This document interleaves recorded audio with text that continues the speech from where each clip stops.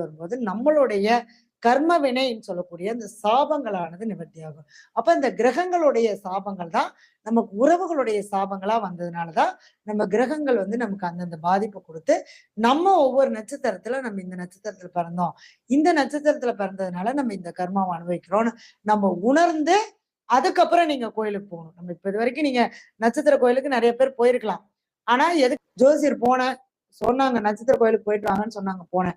ஆனா இந்த பதிவை நீங்க பார்க்கும்போது நம்ம என்ன கர்மாவை நம்ம வாங்கிட்டு வந்தோம், அப்ப அந்த கிரக ரீதியா அந்த உறவு ரீதியா நம்ம எப்படி இருந்துக்கணும், அது அவங்க அந்த உறவு ரீதியா நம்ம கொடுக்கக்கூடிய மரியாதையும் அன்பையும் அவங்களுக்கு நம்ம கொடுக்கணும். மரியாதை கொடுக்க வேண்டாம், அன்பை கொடுங்க. அந்த ஒவ்வொரு உறவுக்கும் நம்ம அன்பை கொடுக்கும்போது நிச்சயமா நம்மளுக்கு இந்த கிரகத்தினுடைய தாக்கங்கள் குறையும். இதுல உங்களுக்கு ஃபர்ஸ்ட் இப்ப பார்த்துட்டு இருக்கிறவங்களா இருந்தா நீங்க கொஞ்சம் ஃப்ரண்ட்ல போயிட்டு 27 நட்சத்திரத்துக்கும் நம்ம சொல்லியிருக்கோம். 27